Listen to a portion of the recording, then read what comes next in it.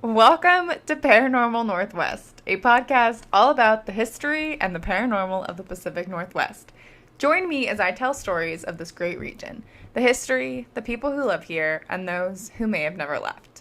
With the conclusion of our last episode, it marked a whole 10 episodes. I cannot express how much gratitude I have for those of you who have been supporting me in this journey of mine. I am trying to stick to my current bi-weekly Monday schedule, but I did get stuck with some seasonal allergies and the lead up to spring break, so I'm off a little bit, but I'm trying. So thank you again for all of the support. And this episode, I have a guest besides my cat who is very nosy and very loud today, so you might hear him.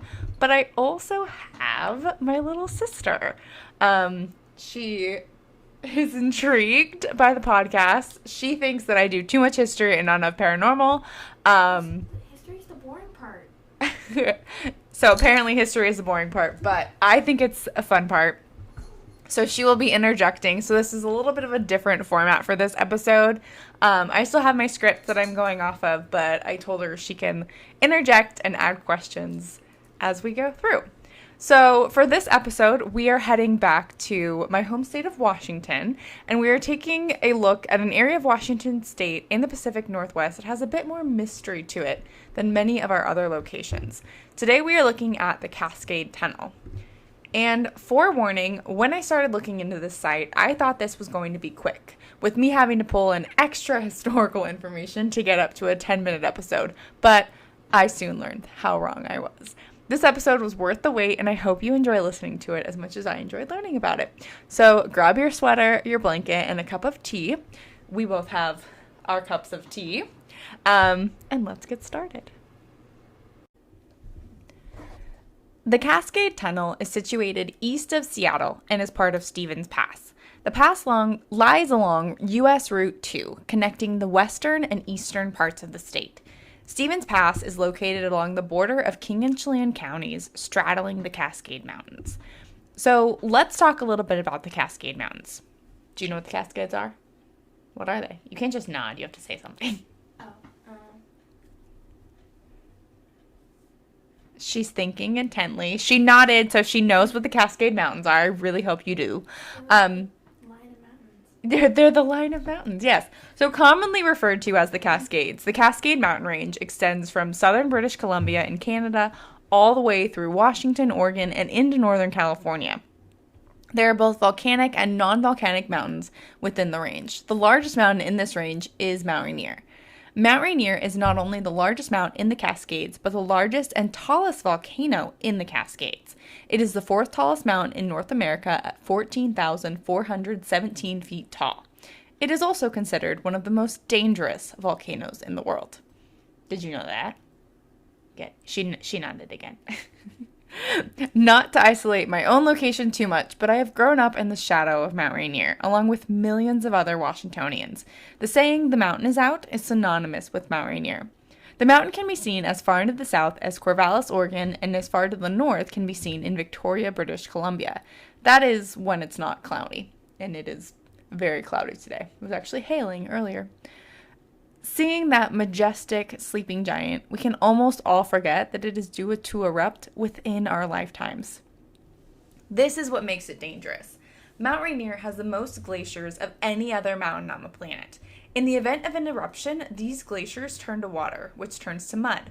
The following lahars, landslides, and flooding caused by this will be disastrous. But hey, we don't have that many snakes. No, snakes are scary. Snakes are scary. They don't have legs. How do they get around? Exactly. Yeah, it's scary. So, but we don't have, we do have snakes, but we don't have, like, crazy snakes like that. No. Mom saw a snake and she fell into the lake. That was in Eastern Washington, though. So, we don't have that many snakes, and the ones we do are tiny garter snakes for the most part. And so, I mean, we got volcanoes, but we don't really have bad snakes. So these are massive mountains. So these massive peaks, they also include Mount Adams, Mount Hood, and Mount St. Helens, and they dominate the skyline of the Pacific Northwest. Mount St. Helens is the most active volcano in the region, and even if you're not that familiar with the Cascades, you might be familiar with the Mount St. Helens eruption in 1980. That eruption changed the landscape and the people of the Pacific Northwest. The Cascade Range is part of the notorious Ring of Fire. The Ring of Fire, also known as the Pacific Ring of Fire, is a series of volcanoes that line the Pacific Ocean. These include those in the Cascades, as well as continuing down the west coast of North America and the east coast of Asia. Mount Kilimanjaro in Japan is also part of the Ring of Fire.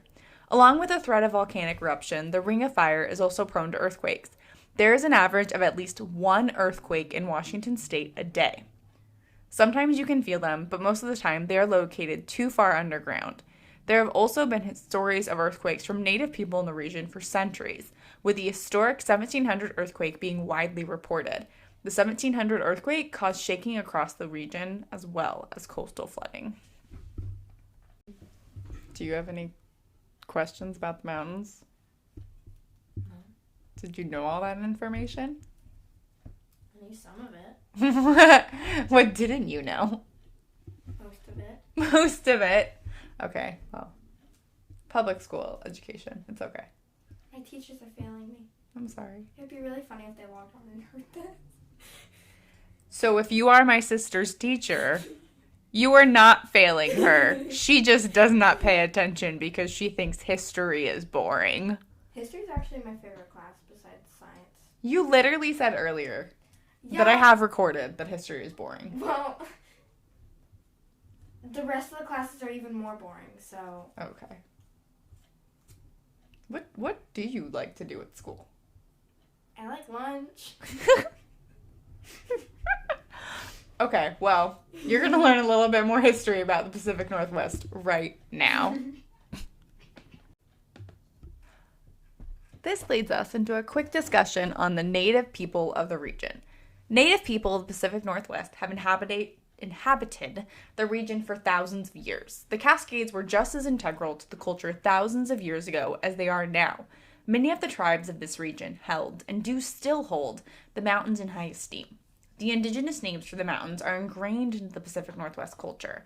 Mount Rainier, which is now named after a British explorer, was originally named Tahoma. The name Tahoma and also Tacoma are heard throughout the region. For many years, the easiest way to traverse through the Cascades was to travel along the Columbia River. The Columbia River Gorge cuts through the Cascades and today divides the states of Washington and Oregon. The native people of the gorge have a long history, both in and around the Cascades, but I'll save them for another episode that is closer to the gorge.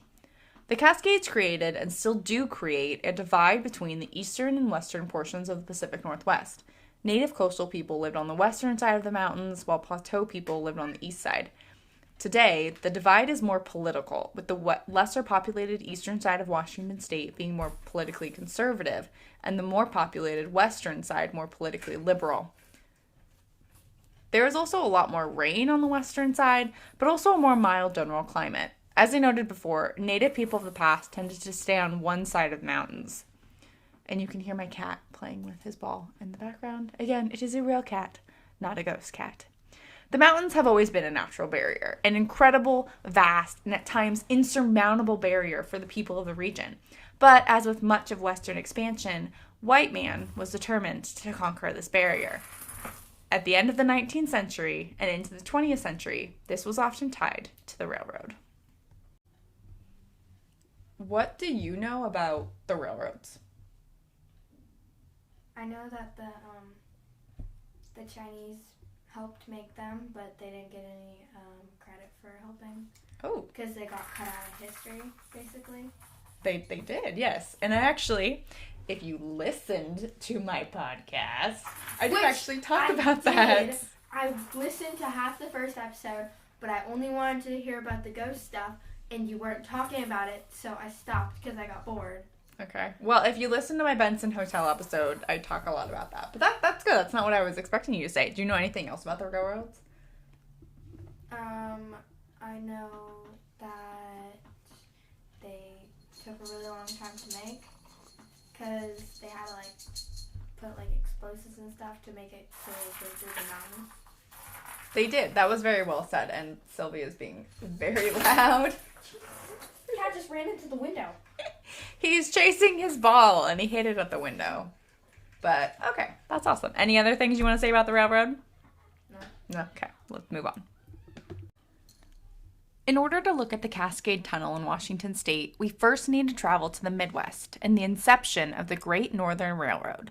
The Great Northern Railroad travels from St. Paul, Minnesota to Seattle, Washington, and travels approximately 8,368 miles. It is the northernmost transcontinental railroad. Some of you might be doing some quick math and say, but the United States is only about 3,000 miles across. However, the railroad is able to have a greater overall length because of all the switchbacks, and they don't go in a straight line. But that 3,000 miles from coast to coast is measured in approximately a straight line. So that's where that math comes from. Like many railroad lines in the United States, the Great Northern Railroad was the eventual combination of many short line railroads that crossed the northern part of the United States as well as British Columbia. The very earliest of these short lines was the St. Paul and Pacific Railroad. The St. Paul and Pacific Railroad was a short line railroad that ran through Minnesota. In 1857, the then territorial government of Minnesota issued a charter for the construction of a standard gauge railway from Stillwater in the east to St. Paul in the west.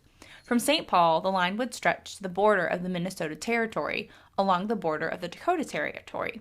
At this time, the line was named the Minnesota and Pacific Railroad.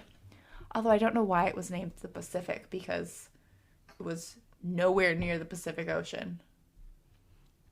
Railroads were profitable, but risky businesses. The original owner of the railroad went bankrupt in 1860, and the state legislature purchased the railroad assets for a steal at just $1,000.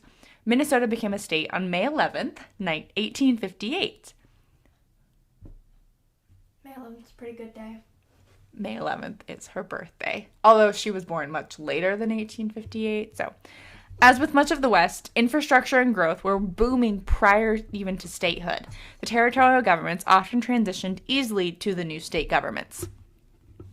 In 1862, the state of Minnesota renamed the railroad the St. Paul and Pacific Railroad.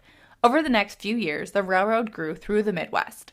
Towns were built up about every 8 miles along the railroad, allowing Minnesota to grow and develop rapidly in the 1860s. Keep in mind, this was also the time of the American Civil War and Reconstruction. When they could, many African Americans were moving north and west. The rapid growth of the Midwest due to the railroads provided an opportunity to those wishing to build a new life. The railroads helped to speed up this process. Even those who couldn't afford to travel along the railroad could travel to the towns and cities that were being built along its tracks. In December of 1871, the St. Paul and Pacific Railroad was purchased by the Northern Pacific Railway. However, the Northern Pacific went bankrupt in the Panic of 1873. The Panic of 1873 was the largest global economic depression until the Great Depression of the 1930s. Banks and businesses throughout North America and Europe failed, leading to many, many more smaller businesses to close. Throughout the United States, the railroads were hit hard. Construction in some areas halted, and some lines were even shut down for good. The 1870s was a tumultuous time for all of the railroads in the United States. The Panic of 1873 and the subsequent railroad closures led to the Great Railroad Strike of 1877. This strike led to railroad shutdowns, deconstruction of rail yards, lines, and even locomotives throughout the country. The strike started on July 14, 1877 in West Virginia and spread quickly throughout the East. It didn't end for another 45 days when the federal government, headed by President Rutherford B. Hayes, sent federal troops into the cities affected by the strike. The strike led to the mass unionization of the railroads. The Great Northern Railroad was able to survive the strike and even flourish afterwards. Due to their size and international investors, they were able to purchase smaller short lines as they failed, slowly building an empire that crossed the nation. Okay, repeat what you were just saying when I was not recording.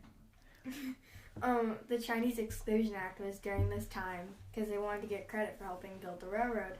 But in the end picture of like the people who built the railroad, there was only one Chinese person, or one or two Chinese people in the end picture that got credit.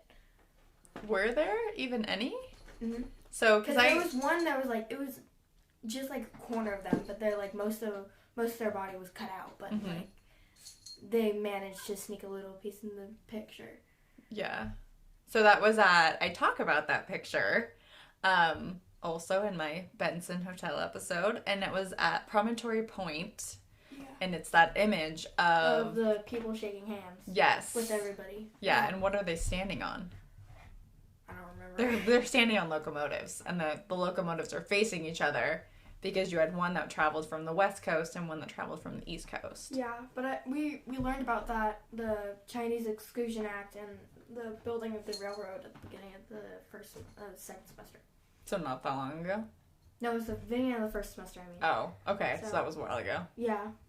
For you. Okay. Cool. Yeah. Thank you. See, you do remember things. I actually pay attention in history. I don't like it, but I pay attention.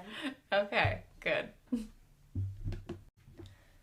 So now we're going to talk about the man that was at the center of the Great Northern Railroad. The Great Northern Railroad was under the control of James J. Hill. Hill was the chief executive officer of multiple lines, all controlled by the Great Northern Railroad. Hill was a Canadian, born in what is now Ontario on September 16, 1838. He was blinded in one eye due to an accident as a child, but was an eager student.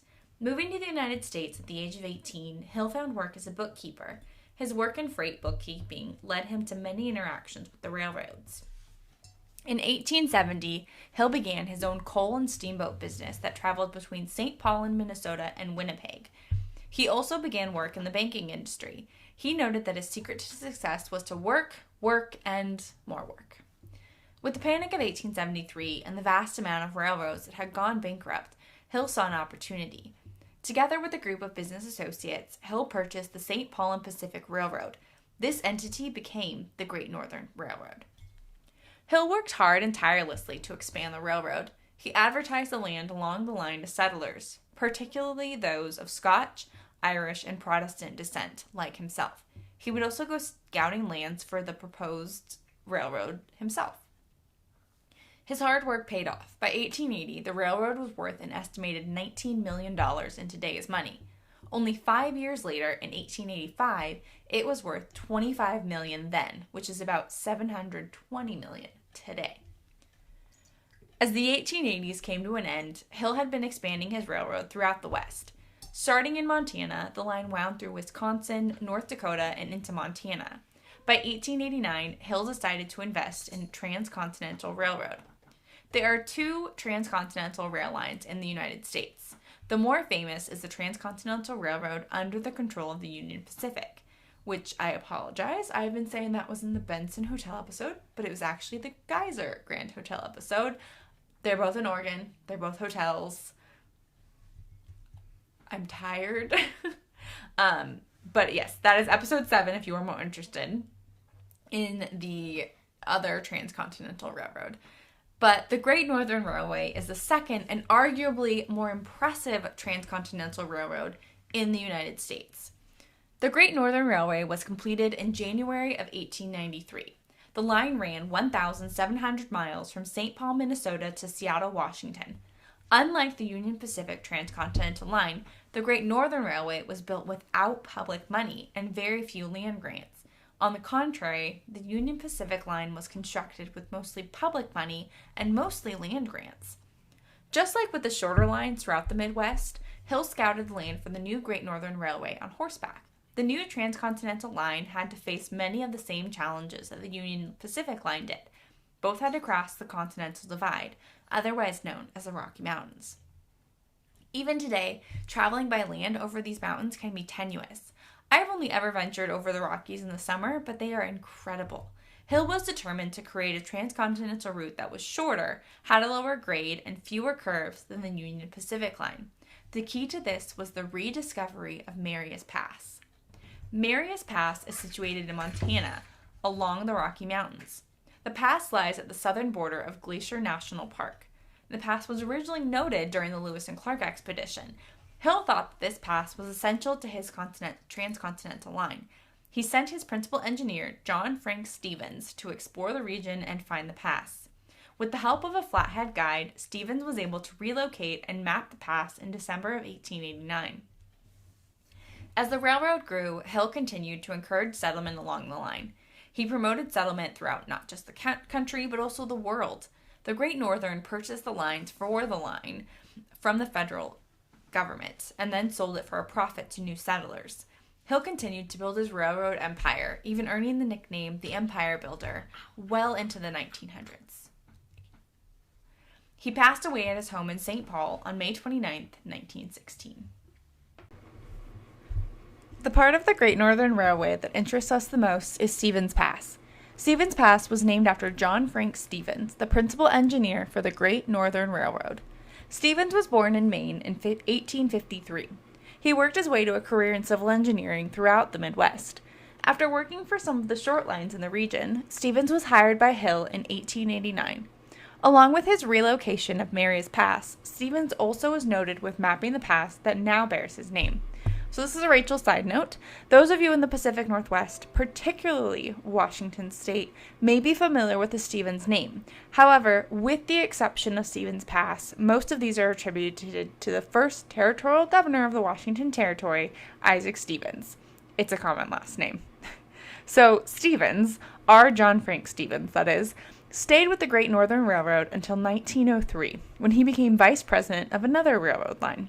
In 1905, Hill was recommended to be the chief engineer of a global project that was the passion project of then-President Theodore Roosevelt. This project came to be known as the Panama Canal. Stevens continued to work as an engineer for rail lines around the world until he retired in the 1930s. He passed away in North Carolina in 1943. But the pass that bears his name still stands today. The pass lies at an elevation of 4,061 feet and receives an average of 184 inches of snow a year.